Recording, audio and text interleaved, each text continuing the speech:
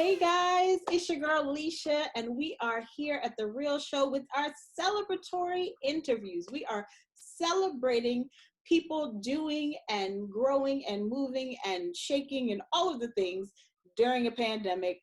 2020 has been a year, but I've found people, and there are people all over who, like I've said before, have done something or created something or grown something. And so that's what we're doing today. And I'm excited about this guest because I have experienced just some amazing vittles from her. She's an amazing person, and I've seen growth since I've met her. So you guys give a warm welcome wherever you are to Chef Shelly, aka Michelle McInnis. Woo! Yay! Thank you so much for being here, Chef Shelly. Thank you for having me. I am excited just because it makes me think of food when I talk to you, because I just ran out of the pickled snap peas, so we'll talk about that later. But and I just thought about some drunken monkey jam I have in my refrigerator. So great thoughts come about when I talk to you. Bananas, that's me. But we want to know a little bit more about you, more than just, I mean, you can talk about the jams and jellies and pickles and stuff, but tell us a little bit about yourself. Oh my gosh, a little bit. There's so much to me that I'm like an onion in layers and stuff. But no, I am the owner and the pastry chef at the Sweet Spot and Urban Lounge. I'm the mother of 5 blended family, grandmother to 5, 6. Ooh, might be 6. You know, COVID happened and people get born and I can't. Yeah, and then you know, we started the Sweet Spot and Urban Lounge as a love of my baking. Moved to Jacksonville after my husband and I got married, and then I couldn't find a job, and so I had already started a baking career many years ago, and decided to finish that up. And my husband's a mobile DJ, so we put the two together to create kind of like a dessert lounge, which kind of morphed into its own thing now. So yeah, we now have the Sweet Spot and Urban Lounge. So that's us. Yay! Now, can you give us the address of your location here in Jacksonville? Absolutely. We're located in Springfield, which is just north of downtown at 157 East 8th Street in Suite 118. We're like a little hidden gem, and we're on the corner of 8th and Market. And we've been here for February will be 1 year since we had our grand opening. Yay! February. And that's so awesome, because I remember before when, you know, you were at trade shows and all of these places setting up, you know, your displays of your items, and now you have your own. Then that is so amazing. So so speaking of that, we're doing the celebratory interview. So what are you celebrating this year? How are you thriving? This year has been something else. I mean, just the thought of wanting to have your own space after 6 years of running your business in your home. And let me tell you, that was fun in the beginning, but then after a while, when you have no place to eat in your house because your table is full and your garage is full and your car is full, you know, it kind of, you know, weights on the whole family, you know, at that point. You're burning out stoves and things like that. And my husband's like, this has got to stop, you know. And it's like, well, don't you want jelly for dinner? It makes sense. But you know, we were able to get this, and that was a process in itself, you know, with the city and having to make sure things are in place and stuff like that. And you know, and then just the fact that we got here, which was great, and grand opened, which was great, and then COVID hit. And what was even, and you know, beside the fact, because I did lose a very good friend of mine to COVID, but outside of that piece of COVID, the community still rallied and still shopped. And we, in our business plan, because we had taken a bunch of different classes and different courses and talked to a bunch of different people, in our business plan was things that were already in place, teaching classes and having we are a bakery, we bake, daily. But we already had jams and jellies and pickles and stuff packaged on the shelf. So, we took that a step farther and started doing soups and started doing meals, and started so that way people didn't have to think about it. They could still come in, they could purchase stuff. I have people who come in here, and if I'm in the middle of having just canned some things and I'm labeling, they will buy it right off the cart. And they're like, what is this? I tell them, and then they buy it. And they don't have a label, and I'm like, what is no label? They're like, I know what it is. I said, okay. So it just got to be amazing. And then when they shut things down, because we do have a little seating area, we already had a little crafting corner, so people could come in and they could sew and they could do things. And so my husband and I sat here and we just started making masks. So we had, that was a revenue stream we didn't see coming. Right. Who says, oh, I'm going to put masks in my, just in case, in my thing. But, we had the fabric here because I thought, oh, we could make little quilt collect. This became my she shed after a while. And, but we had that. I mean, I've given fabric to people, I've given yarn to people, and that was the whole point, was if you just needed some place to get away, and that's what we're going to start offering. I do have the seating area, and I know there's plenty of people sitting at home.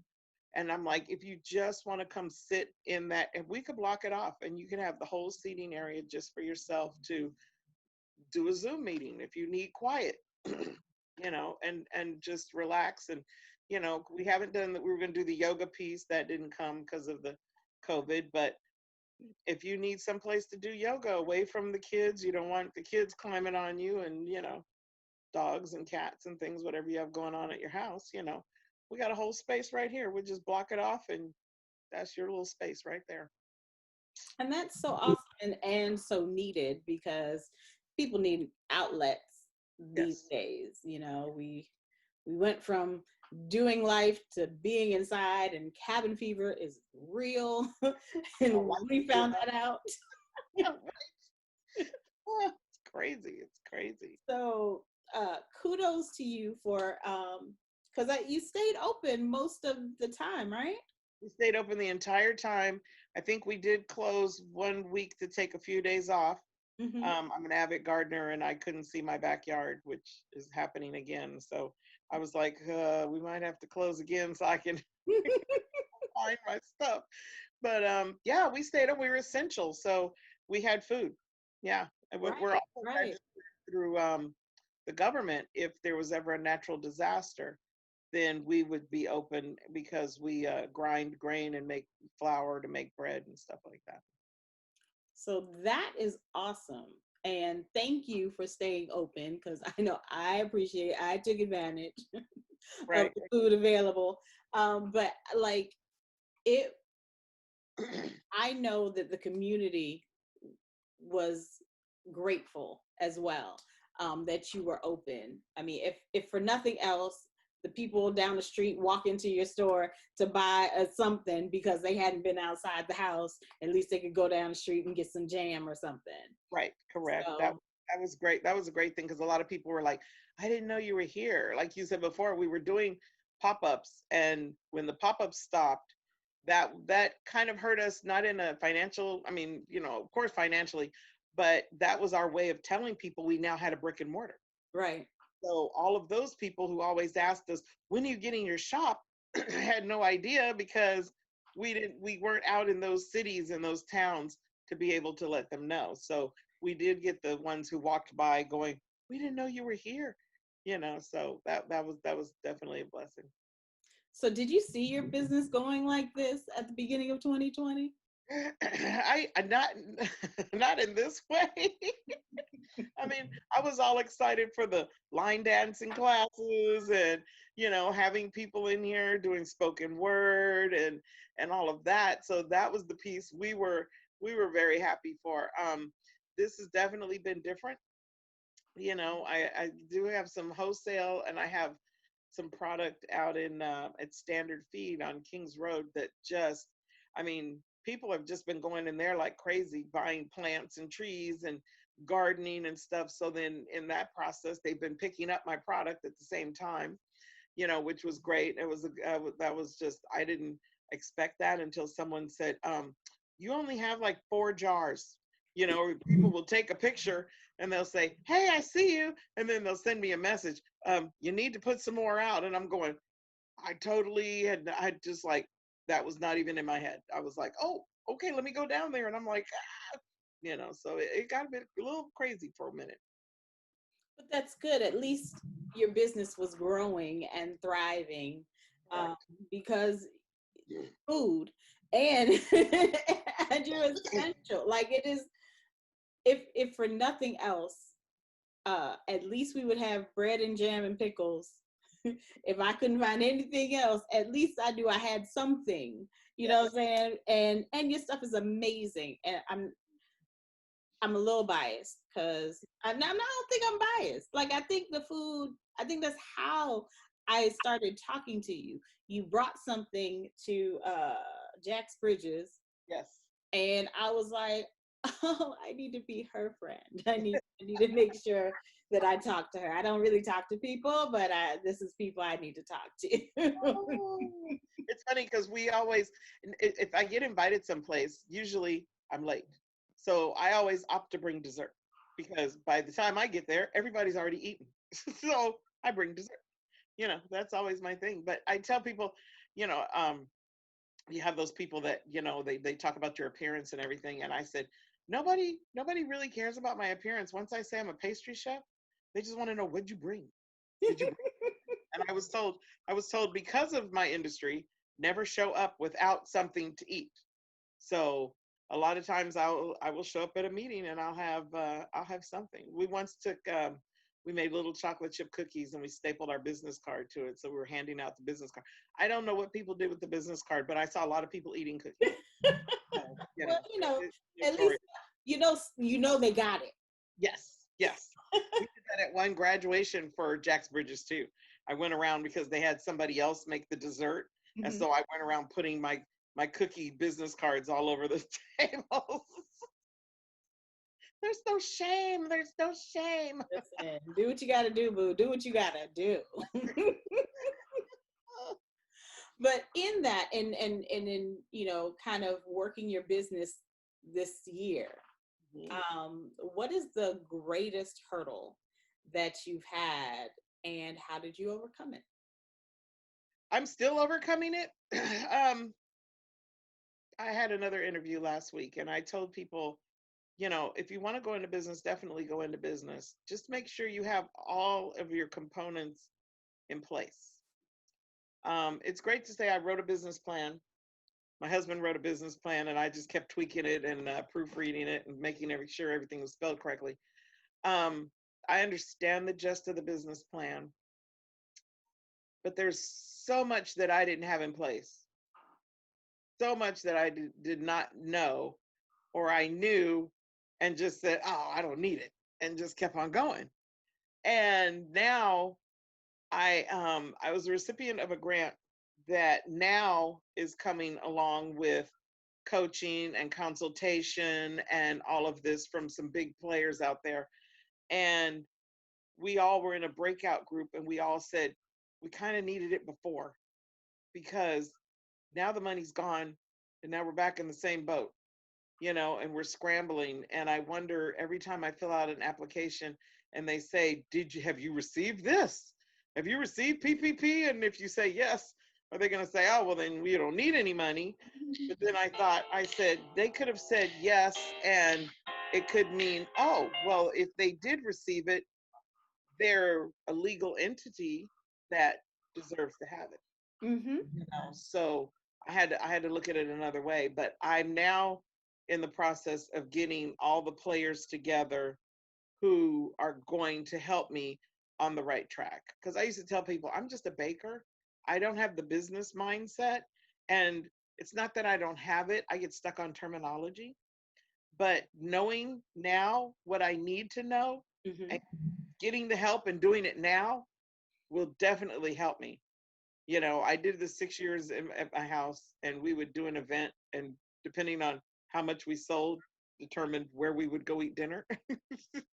And it was like, okay, we're gonna drive through someplace on the way home, or ooh, tomorrow we're going to breakfast. We're having brunch. We're gonna drink. We're gonna, So, but now, and then I spent the whole year thinking, okay, this is real.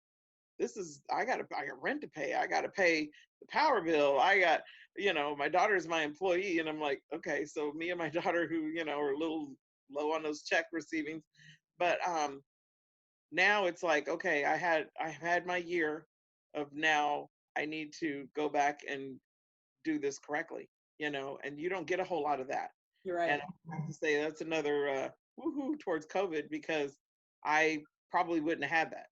Now you have, where the world basically slowed down. The city is now being a little lax, and they're actually calling you on the phone to help you fill out these. I didn't know anything about sales tax and all that stuff. I knew I had turned in quarterly, but I didn't know what all I needed to do that. I'm like, I'll just take these receipts, and it'll be good. And but That's how it works. I've also found out, I was just talking to a friend today, because man, QuickBooks is not my friend either. And I was talking about, I wonder how many people don't know that you should be doing these things. I'm in a Facebook group of other bakery managers and owners, and somebody wanted to see everybody's SOP. You know how many people said, what is that? I'm like, but I found a lot of bakeries are just like me. They're just 2 employees, 3 employees, and it's just like, so you figure you bring your family in, and whatever is whatever. Right. Somebody's going to come in and say, hey, where's your stuff?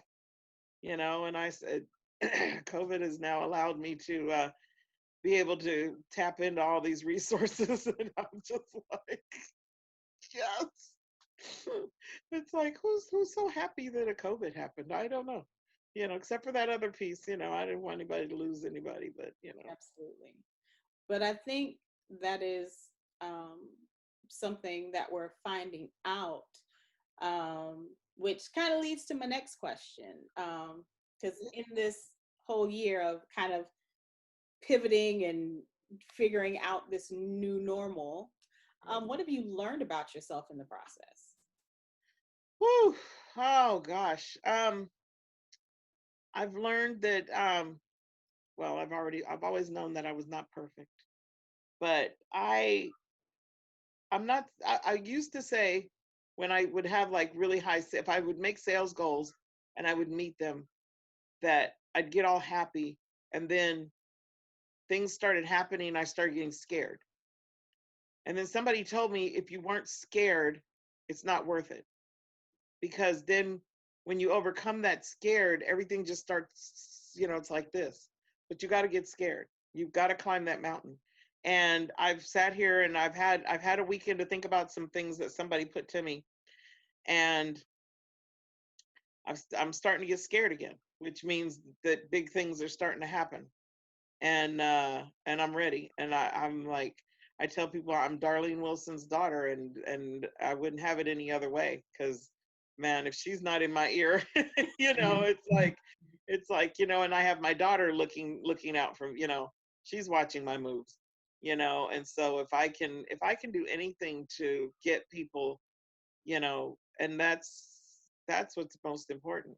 Even though we employ people with special needs, and we want to help people with special needs become entrepreneurs, but if I can help anybody, with my journey, and they see my journey and they've learned something, or they come to me for help, I've done pretty well. I've done pretty well. And that's, I've always thought I wanted to have a big, large family. So I have 2 children, and I said, everybody else has just kind of become my children, which happened to my mother, and I've seen it happen to my grandmother, and it's a good feeling. It's a good feeling. I can handle it.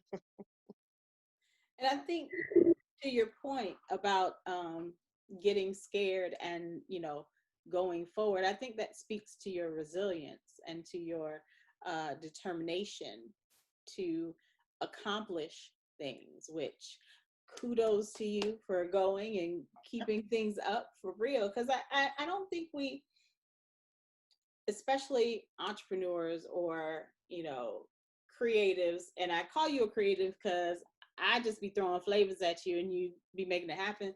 Uh, but like,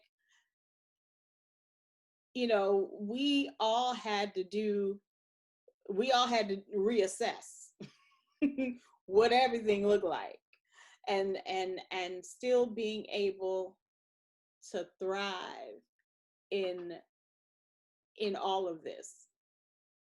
We have to celebrate ourselves, and we have to showcase these things so that other people can celebrate and other people can have hope. Because I think one of the things that I was talking to another friend earlier, and he actually had COVID back in March, and he told me about all of the things in his body and in his psyche that that he had to overcome. And he's a singer, so after the symptoms were gone, he couldn't sing right, he couldn't do all of these things, and so he had to almost like trying to walk again. He had to work to sing again, vocal lessons and all this stuff to get back to where he was. But he found out that in sharing his process, he staved off a lot of things other people were experiencing, like the depression and the thing. Not that it didn't come and try, but it didn't succeed, and it didn't overwhelm, and it didn't overtake. And that's part of the reason why I wanted to do this, because we need to celebrate our wins. Absolutely. So that we stave off a lot of that other stuff, because we are entrepreneurs, we are working for ourselves, and people be out here trying all kinds of things. Oh yeah. Oh yeah. Oh yeah. Yeah. And it can be, with sans pandemic, it itself can be weighty and like, yeah. what am I really doing? Right. Oh yeah. But the fact that your business can still continue, and you can still learn about yourself and learn that, hey, I kind of got comfortable for a minute, and now that I'm thriving, ooh, this is scary, but I know that scary means greater. Yes. That is something that can give somebody else hope who might be scared in this space. They're like, oh, I'm doing this and I'm doing that, and oh, what is it? Whoa. Right. And I think we've all had that moment that, no, I don't think so. So I'm really grateful to you for sharing your story and letting us know, about your brick and mortar, and about the fact that you're still thriving and that you're essential, like everywhere else shut down, and you haven't been shut down this whole time. That is so incredibly amazing. I have one last question, and I guess it kind of goes with what we were just talking about. What encouragement would you give to someone who is experiencing 2020? Wow. Definitely don't experience it by yourself. I know that everyone's COVID is hitting everyone differently. Right. I know plenty of people who, when they said stay home, they literally just stayed in their house, and doctors had to tell them, go outside, if nothing else, to get some fresh air. I have a half acre in my backyard, and I find solace in just standing out there and listening to the wind. I stand out there, I pray out there, and I shut up out there, and I just listen. But if you are a business owner and you don't know how to pivot your business in 2020, you're not alone. There are some people who pivot a little bit better than others. Mm-hmm. Somebody asked the other day on Facebook, they said, have you pivoted? And I told him I didn't have to pivot because everything that's happened so far it was in my business plan. Right. So I've now find that I have to pivot. And so we have to pivot. So find somebody who does what you do and talk to them.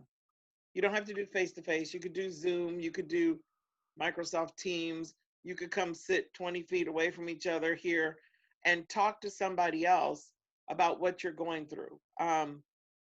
Because there are plenty of days that, yeah, I could have just stayed in the bed in a ball. Mm-hmm. You know, I'm a bakery. People don't have to have cookies, they don't have to have cake, you know, that's okay. But then I said, but they could come and they can have my cookies and my cake and they could talk to me because I'll talk, I'll listen. You know, it's another ear. So it's almost like, you know, it's a bartender without the bar. So you come and you sit and you have coffee and cheesecake and you sit here and you just talk. But, you know, I may not know your industry, but definitely you're not alone. You don't have to do this by yourself. Just, you know, get out there and talk to people and you will find that, to me, that's the best thing. I get up every morning thinking who is going to come through that door that I can have a conversation with. My husband will tell you I'm just always talking. But I said, but you don't know who you're talking to. Right. You could be talking to the person who has the next thing for you to do, but Mm. you don't know if you don't open your mouth. You could find out that maybe that industry needs to shift a little and it opens up a whole new door. You know, you never know. But whatever it is, just, you know, and I have a friend now who's trying to figure out something to do. And I told her, I said, you know, you're really good at first you start projects and you finish projects. Not me. I said, so I know you have a lot of fabric. I know you have a sewing machine. I was telling her some things that she could make that we could put in the shop and then sell as a set. I said, and it's something you could do with your 3 kids. I said, your 3 kids, they go to bed, spend an hour whipping this up. We put something together. I said, you know, it's something just that simple that your business and somebody else's business, there's plenty out there for all of us. And we're all going through 2020. You can't just say, oh, only you. I'm still in 2019. You know, I done jumped ahead to 2021. I don't know. With 2020, I'm afraid of 2021, really. It's like, I don't know. We got a few months, and I would just like to make it to Thursday on my birthday. That would really be, you know, an Oh, amazing birthday. birthdays. And I'll be on River City Live at 11 o'clock doing 2 segments with my husband. My husband signed me up for it and then told me just the other day, you got 2 segments. So yeah, 2 segments on my birthday. So that'll be, and then we'll just have birthday cake here at the shop for anybody who wants to come in and have cake. So, but yeah, it's I tell people being almost 60 years old and doing this, man, kudos to all you young people because right now I'm tired. But I'm still going, so Right. That's what I was about to say. You're still doing it. You're still going. You're still growing and thriving, and that helps. I'm gonna put myself in the young category today. It helps us young people. yeah, you there. Listen, aspire, and like something to look forward to. Like, listen, Chef Shelly can do it. Now I ain't cooking nothing, but oops, sorry. Uh, but at least I know that it's possible. It's definitely possible. It's possible. So thank you so much, Chef Shelly, for being part of this program. If you could share your information, how people can find you online. Oh, you can find me online at www.sweetspoturbanlounge.com. On Facebook, The Sweet Spot and Urban Lounge. On Instagram, at Sweet Spot Urban. And you can find our cookie baker at cookiemaster_T. That's cookie with a K on Instagram. And we are at 157 East 8th Street, Suite 118 in Jacksonville. Yay! Woo woo. We're open Tuesday through Saturday from 9 to 5. Although somebody just told us because they can't get to us because we're closed at 5. So we have some things in the pipeline that we may be opening back up a little bit later on the weekends. And this Thursday morning will be closed because I will be on River City Live. Yeah, and we have product at St. Augustine Marketplace in the outlet mall near Famous Footwear, as well as Standard Feed. All right. So if you're in Jacksonville surrounding areas, you can go to the store or you can find them around town. And if not, check them out online. Thanks again so much, Chef Shelly, for being here, being part of this. And we celebrate you and look forward to more great things coming from you. Thank you. And I will be there Thursday for some cake. Okay. It'll be chocolate. Woo! Yay. Now I'm even more excited. I mean, I was excited anyway, birthdays, but more excited. Woohoo! Thanks again, Chef Shelly. Now, you guys, make sure you check us out on all of our platforms. We've got the podcast, we've got the vlog, we've got all of these things. And I'm so grateful that you guys watched today. Please click subscribe or follow, whatever it is, on whatever platform, so you can find out more and celebrate more with us. Until next time, see y'all later.